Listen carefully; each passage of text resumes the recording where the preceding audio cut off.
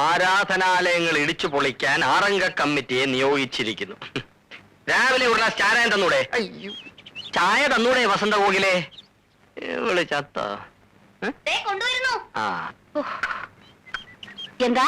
അല്ല, ചായ വേണോന്ന് പറഞ്ഞായിരുന്നു. അല്ല, ചാരായം വേണോന്ന് പറഞ്ഞ പോലെ തോന്നി. അത് തോന്നലായിരുന്നു. അത് ശരി, ഒന്ന് പിടിച്ചേ. ഒന്ന് കാലിങ്ങോട്ട് മാറ്റോ, ഒന്നിങ്ങോട്ട് മാറ്റോ. ഈ എണീറ്റാൽ ഉടനെ ചായ കുടിക്കണമെങ്കിലേ ചേട്ടനും കൂടെ അടുക്കളയിലോട്ട് വന്ന് എന്നെ ഒന്ന് ഹെൽപ്പ് ചെയ്തൂടെ? ഹെൽപ്പ് വേണോ? എന്നാ ഞാൻ പറഞ്ഞ പോലെ ഒരു സെർവന്റ് ഏർപ്പാട് ചെയ്യണം. ഓഫീസിൽ പോക്കും അടുക്കള ജോലിയും കൂടെ എനിക്ക് ഡിഫിക്കൽട്ടാ. പിന്നെ ചേട്ടാ, അഡ്വക്കേറ്റ് നന്ദകുമാർ ചേട്ടന്റെ ഫ്രണ്ടാണെന്നല്ലേ പറഞ്ഞത്? എന്താ അവനെ പറ്റി വാർത്ത വല്ലതും പത്രത്തിൽ വന്നോ? വാർത്ത വരാനുള്ള സമയമായിട്ടില്ലല്ലോ, പ്രശ്നങ്ങൾ അവിടെ തുടങ്ങിയിട്ടല്ലേ ഉള്ളൂ. ചേട്ടാ, ഞാൻ നന്ദകുമാറിന്റെ വൈഫുമായി ഒന്ന് ടോക്ക് ചെയ്താലോ? അങ്ങനെ ടോക്കണ്ട. അല്ല, പെണ്ണിന്റെ മനസ്സിൽ എന്താണെന്നറിയാലോ? വല്ല ലവ്വോ? ലവ്വും ഇല്ല, കിവും ഇല്ല. ഇനി അഥവാ അവളുടെ മനസ്സിൽ എന്തെങ്കിലും ഇച്ചിരി ഉണ്ടെങ്കിൽ അത് വളച്ചൊടിച്ച് വലുതാക്കി കാണിക്കുന്നത് അല്ലെങ്കിൽ വക്കീലന്മാരുടെ പൊതു സ്വഭാവമാണ്. ഇതുകൊണ്ടാണ് ഞാൻ LLBക്ക് പോകാത്തത്. നീ അവിടെ സംസാരിച്ച് എന്താ എന്നെ വിളിച്ചത്? നീ എന്നോ? കല്യാണം കഴിഞ്ഞ് ഇത്ര ദിവസം ആയുള്ളൂ, അപ്പോഴേക്കും കണ്ടില്ലേ ഒരു പുരുഷ മേധാവിത്വം? നീ പോലും. ഞാൻ പിന്നെ എന്റെ ഭാര്യ എന്താ വിളിക്കേണ്ടത്? വസന്ത കോകിലെന്ന് വിളിക്കണം. ഓ, അത് ഭയങ്കര നീളമല്ലയോ? എന്നാ പിന്നെ ചേട്ടന്റെ ഇഷ്ടം പോലെ അങ്ങ് ചുരുക്കി വിളിച്ചോ. എങ്ങനെ ചുരുക്കും? സുലോചനെ സുലു, വസുന്ധരെ വസു, ആമീനെ ആമി എന്നൊക്കെ വിളിക്കൂലേ? ഈ ബുദ്ധി എനിക്ക് പോയില്ലല്ലോ. വസന്ത കോകില, വസന്ത എന്ന് വിളിച്ചാലോ? അയ്യോ, അത് വേണ്ട, അത് കോഴികൾക്ക് വരുന്ന ഒരു അസുഖം. കോകിലെന്ന് വിളിച്ചാ? അയ്യോ, അത് വേണ്ട. നിന്റെ ശബ്ദം വെച്ച് നോക്കുമ്പോ ഒട്ടും ശരിയാവൂല. ഞാൻ ഒരു കാര്യം ചെയ്യാം, ആദ്യത്തെ അവസാനത്തെ അക്ഷരം ഒഴിച്ച് ബാക്കിയെല്ലാം കളയാം. വസന്ത കോകില, വാ ല വല. കൊള്ളാം. വലേ. ആൾക്കാർക്ക് റോഡിൽ എന്താ കാര്യം? ജലദോഷം അല്ല, മുടി ദോഷം.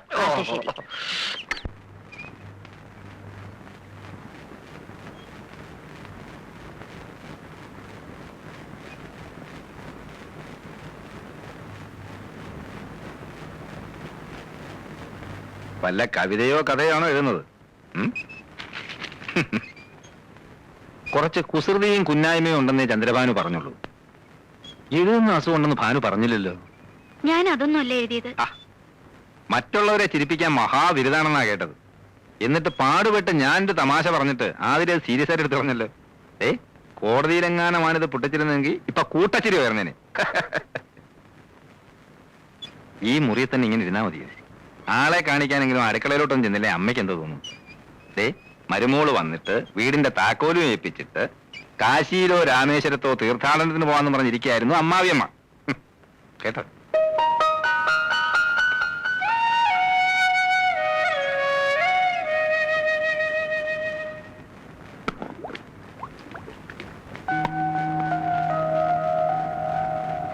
അടുക്കള കാര്യങ്ങളിൽ അമ്മയെ സഹായിച്ചിരുന്നത് അനിയത്തിയാണെന്ന് ഞാൻ അറിഞ്ഞു. അതുകൊണ്ടാ അടുക്കള കയറാനൊരു മടി. സാരമില്ല, അമ്മ എല്ലാം പഠിപ്പിച്ചു തരാം. ഇതാ മേശപ്പുറത്തോട്ട് വയ്ക്ക്. അമ്മയ്ക്ക് ചെയ്യാൻ വയ്യാഞ്ഞിട്ടല്ല, ഭാര്യമാര് വെച്ചു വിളമ്പുന്നത് കഴിക്കാനാ ഭർത്താക്കന്മാർക്ക് ഇഷ്ടം. അവരുടെ ഇഷ്ടാനിഷ്ടങ്ങൾ അറിഞ്ഞു പെരുമാറുന്നതാ ഒരു പെണ്ണിന്റെ മിടുക്ക്. അങ്ങനെയൊക്കെയാ നമ്മൾ അവരുടെ മനസ്സിൽ കടന്നുകൂടേണ്ടത്. എന്താ ചെയ്യേണ്ടതെന്ന് പറഞ്ഞാ മതി. ആദ്യമൊക്കെ ഞാനും ഇങ്ങനെയായിരുന്നു. അന്ന് പെൺകുട്ടികൾക്ക് ഇന്നുള്ള സ്വാതന്ത്ര്യമൊന്നുമില്ലല്ലോ. ഒരു വർഷം വല്ലാത്ത ശ്വാസം മുട്ടലായിരുന്നു. അത് ചെയ്താ കുറ്റമാകുമോ, ഇത് ചെയ്താ കുറ്റമാകുമോ എന്ന് ശങ്ക. അമ്മായിമ്മ പോരെന്നൊക്കെ കേട്ടിട്ടില്ലേ? അത് ശരിക്കും അനുഭവിച്ചു. അവരുടെ മുമ്പിൽ നേരെ നിന്ന് സംസാരിച്ചു തന്നെ 2 വർഷം കഴിഞ്ഞ. ഇവിടെ അതൊന്നും വേണ്ടി വരില്ല. ഈ വീട്ടിലെ കാര്യങ്ങൾ നോക്കേണ്ടത് നീയാ. പിന്നെ ഭർത്താവിന്റെ അമ്മയാണെന്നുള്ള ഒരു സ്ഥാനം മാത്രമേ എനിക്കുള്ളൂ. ഇനി മോടെ ഇഷ്ടത്തിനായി ഇവിടെ സ്ഥാനം. ആട്ടെ, രാത്രിയിൽ ആഹാരം അവിടെ എത്ര മണിക്കാ? ഈ സമയത്താ. എന്നാ നന്ദനെ വിളിച്ചോളൂ, അമ്മ വിളമ്പാ.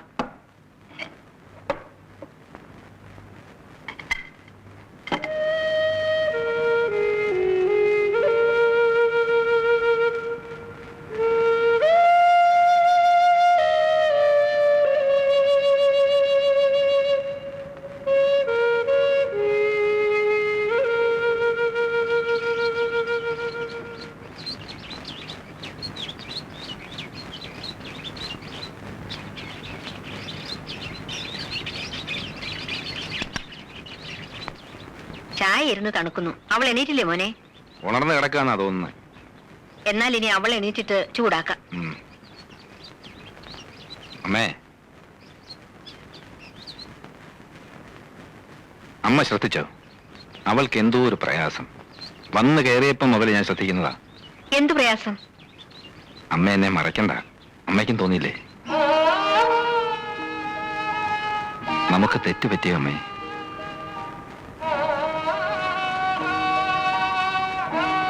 ആതിരയുടെ ഇഷ്ടം നോക്കാതാണോ വിവാഹം നടത്തിയത്?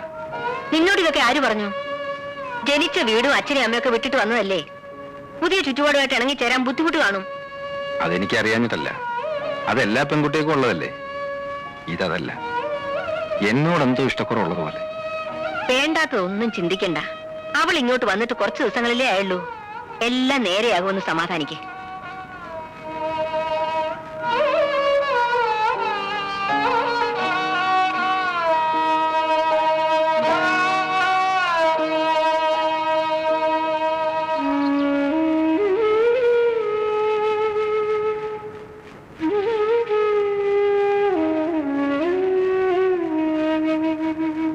ഇന്നെന്താ പല്ലുതേപ്പും കുളിയും ഒക്കെ വേണ്ടാന്ന് വെച്ചോ?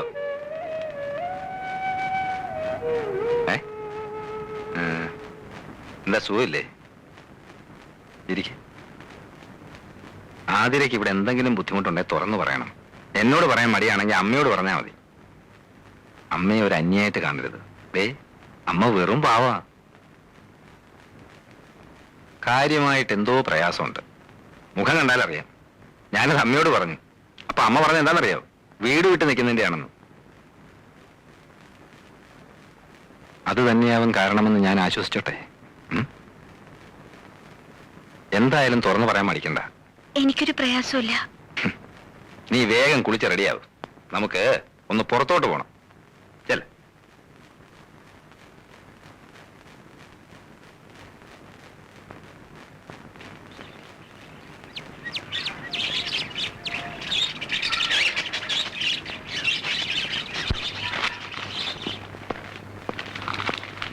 അല്ല, ഒരുങ്ങാൻ പറഞ്ഞിട്ട് ഒരുങ്ങിയില്ലേ? ഞാൻ മരുന്നില്ല. അതെന്താ? എനിക്ക് നല്ല മൂടില്ല. അതിന്റെ കാരണമാ ചോദിച്ചത്. ഇവിടെ കാലെടുത്ത് കുത്തി അന്ന് പോലെ ശ്രദ്ധിക്കുന്നതാ. എന്തെങ്കിലും ചോദിച്ചാൽ മറുപടിയില്ല. എപ്പോഴും ഇങ്ങനെ മോൻ വീർപ്പിച്ചിരിക്കാൻ ഇവിടെ ഉള്ളവർ എന്ത് തെറ്റ് ചെയ്തു? ഞാനും അമ്മയും. ഇനി ഞാൻ പെരുമാറുന്ന ഇഷ്ടമാവുന്നില്ല, അത് പറയണം. ഒന്നും മിണ്ടാതെയും പറയാതെ ഇരുന്ന നിന്റെ ഉള്ളിൽ ഇപ്പം എന്താണെന്ന് ഞാൻ അങ്ങനെ അറിയും. അതല്ല, ഈ കല്യാണത്തിന് നിനക്ക് ഇഷ്ടമല്ലായിരുന്നു എന്തുകൊണ്ട് നേരത്തെ തുറന്നു പറഞ്ഞില്ല? നന്ദാ, പറയാതിരുന്നാ പിന്നെ എങ്ങനെയാ അമ്മേ? അത് നിർത്ത്. കല്യാണം കഴിഞ്ഞിട്ട് അധിക ദിവസം ആയില്ല. ഒച്ചയെടുത്ത് അയൽവക്കാരെ കൊണ്ടൊന്നും പറയിപ്പിക്കണ്ട.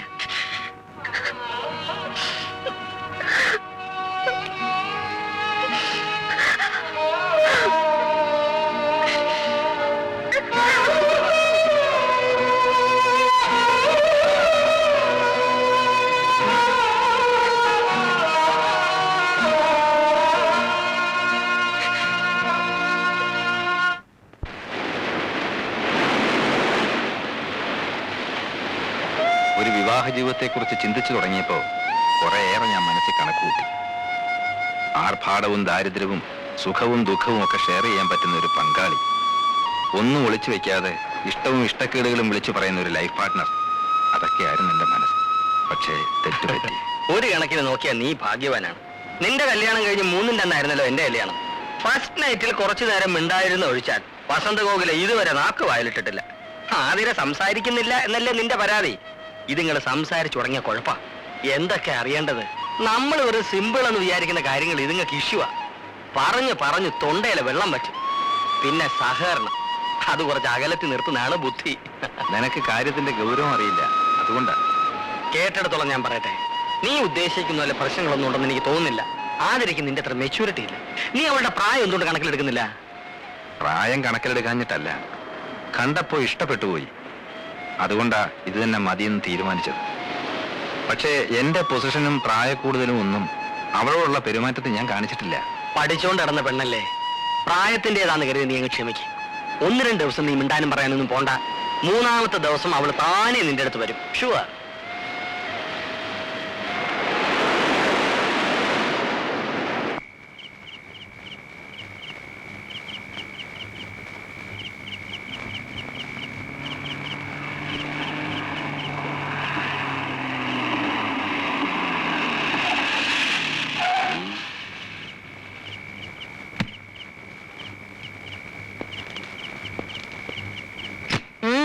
ഇതുവരെ എവിടായിരുന്നു?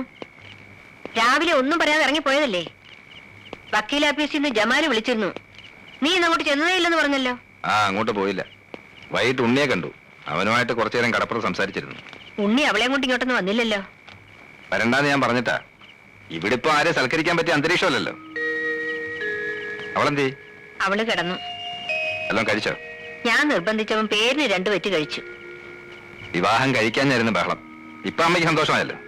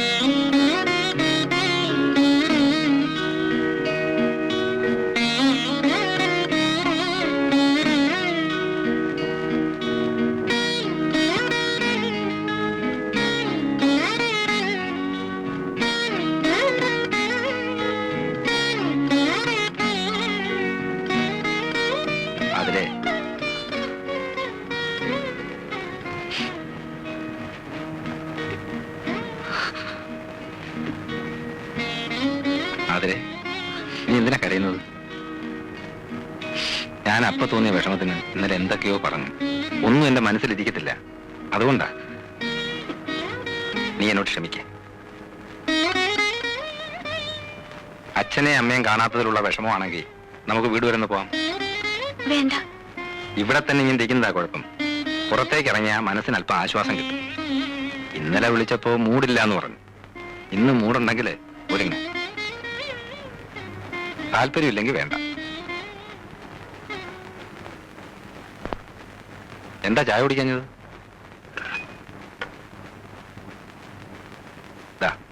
കുടിക്ക.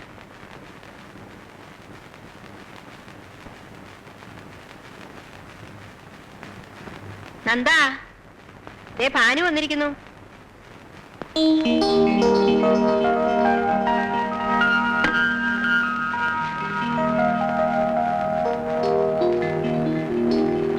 കല്യാണത്തിന്റെ അന്ന് മുങ്ങിയിട്ട് പിന്നെ ഇന്നാണല്ലോ പൊങ്ങുന്നത്. ജീവിതം ഒന്ന് തുടങ്ങിയിട്ട് വന്ന് ചെല്ലും ചെയ്യാന്ന് വിചാരിച്ചു. അതിന് ഞങ്ങൾ ഇതുവരെ ജീവിതം തുടങ്ങിയിട്ടില്ല. ഒന്നുമില്ല, ചെറിയൊരു സൗന്ദര്യപ്പിണക്കം, അത്രേ ഉള്ളൂ.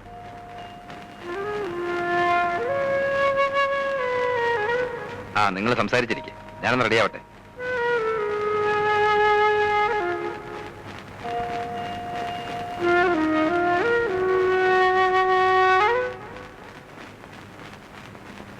ഞാൻ പറഞ്ഞതൊക്കെ നീ മറന്നോ? ഞാൻ ശ്രമിക്കാഞ്ഞിട്ടല്ല, എനിക്ക് പറ്റുന്നില്ല ഭാനുട്ടാ. നീ ഇങ്ങനെ ഇൻഡിഫറന്റ് ആയിട്ട് പെരുമാറാൻ തുടങ്ങിയ നന്ദേട്ടൻ എന്ത് വിചാരിക്കും? ഇത്രയ്ക്ക് വെറുക്കപ്പെടാൻ മാത്രം അദ്ദേഹം എന്ത് തെറ്റാ നിന്നോട് ചെയ്തത്? എന്തോ എനിക്ക് അദ്ദേഹത്തെ സ്നേഹിക്കാനാവുന്നില്ല. നീ മനഃപൂർവ്വം ഉണ്ടാക്കിയെടുക്കുന്ന വെറുപ്പ് മാറണമെങ്കിൽ നീ തന്നെ വിചാരിക്കണം. അതല്ല, ഇനിയും ആ മനുഷ്യനെ വെറുക്കാൻ തന്നെയാണ് ഉദ്ദേശമെങ്കിൽ ഞാനിനി ഇങ്ങോട്ട് വരില്ല. നിങ്ങൾ ഒന്നിച്ച് പുറത്തേക്ക് ഇറങ്ങുമ്പോൾ അതുവഴി വരുമെന്ന് കരുതിയിരിക്കായിരുന്നു ഞാൻ. പുറത്തു പോകാൻ പലതവണ വിളിച്ചതാ, ഞാൻ പോയില്ല. ഇപ്പോഴും വിളിച്ചിരിക്കുക, എനിക്ക് വയ്യ. എന്താ അതിരേത്? എന്തുദ്ദേശം നീ ഇങ്ങനെ തുടങ്ങുന്നത്? ഭാനു, വാ കാപ്പിടിക്കാം. ഞാൻ ബ്രേക്ക്ഫാസ്റ്റ് കഴിച്ചിട്ടാ അമ്മ പോകുന്നത്. ഞങ്ങൾ നല്ല ഒന്നാന്തരം കുടുംബക്കാരാ. തൊട്ട് നിന്നുകൊണ്ട് യാതൊരു കുഴപ്പമില്ലല്ലോ. നിങ്ങൾ എവിടെ പോകാൻ പ്ലാൻ ഇട്ടിരിക്കുകയാണെന്ന് പറഞ്ഞു. ഞാൻ സമയം കളയുന്നില്ല. ഞാൻ പോകുന്നുണ്ട്. ആതിര വരുന്ന കാര്യം തീരുമാനമായിട്ടില്ലെന്നാ ആര് തോന്നുന്നു. പറഞ്ഞു വരുന്നില്ലെന്ന്? ഭർത്താവിന്റെ ഇഷ്ടാനിഷ്ടങ്ങൾ അറിഞ്ഞു പ്രവർത്തിക്കുന്നവളാണ് യഥാർത്ഥ ഭാര്യ, അല്ലേ അമ്മേ? അതെ. നോക്കി നിൽക്കാതെ പോയി റെഡി ആവണേ പോ. ഏ? ജാതകത്തിൽ പൊരുത്തം കുറച്ച് കൂടുതലാണെങ്കിലും ജീവിതത്തിൽ അതങ്ങോട്ട് പ്രാക്ടിക്കൽ ആയിട്ടില്ലല്ലേ? ഉം. ആ, ഇവളുടെ സ്വഭാവ മഹിമയെ പറ്റി ഞാൻ തന്ന സ്റ്റഡി ക്ലാസ് വളരെ അത്യാവശ്യമാണെന്ന് ഇപ്പൊ മനസ്സിലായില്ലേ? കുഴപ്പമില്ല, ഞാൻ കുറച്ച് ഉപദേശിച്ചിട്ടുണ്ട്, ശരിയാവും.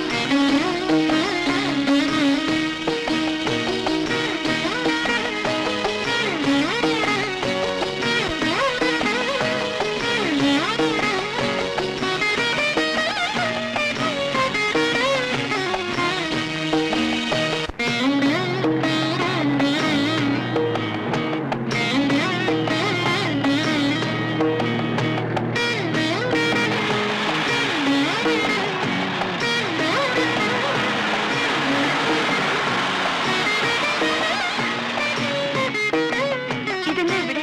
ഇതല്ലേ ആതിര പഠിച്ച കോളേജ്? അതെ. ഇറങ്ങ. എന്തിനാ? ഇറങ്ങാൻ.